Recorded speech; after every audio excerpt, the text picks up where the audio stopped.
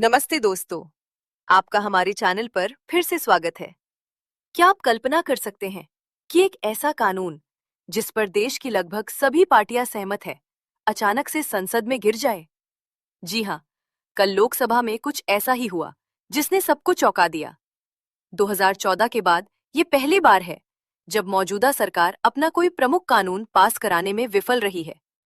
आज हम बात कर रहे हैं डीलिमिटेशन ट्रैप की, यानी वो पेच जिसकी वजह से महिलाओं के लिए 33% आरक्षण का सपना फिलहाल एक बड़े गतिरोध में फंस गया है।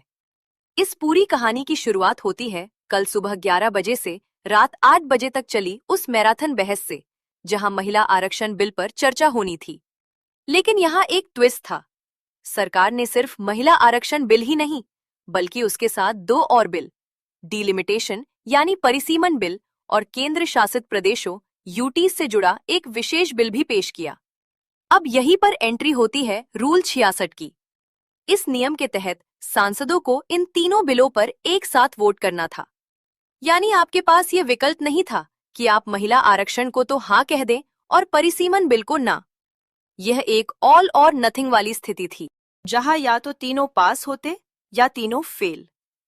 अब सवाल ये है कि विपक्ष को परिसीमन बिल से इतनी दिक्कत क्या थी। इसे आसान भाषा में समझते हैं। डिलिमिटेशन का मतलब है जनगणना के आधार पर लोकसभा की सीटों को फिर से तय करना।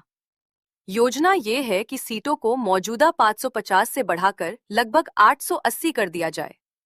सुनने में तो ये अच्छा लगता है, लेकिन इसमें एक बड़ा पेच है।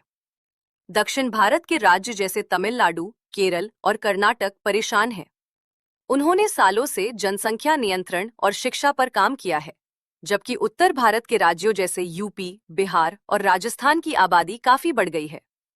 अगर आबादी के हिसाब से सीटें बढ़ीं, तो उत्तर भारत की सीटें और राजनीतिक ताकत बहुत बढ़ जाएगी, जबकि दक्षिण भारत का प्रभाव कम हो जाएगा।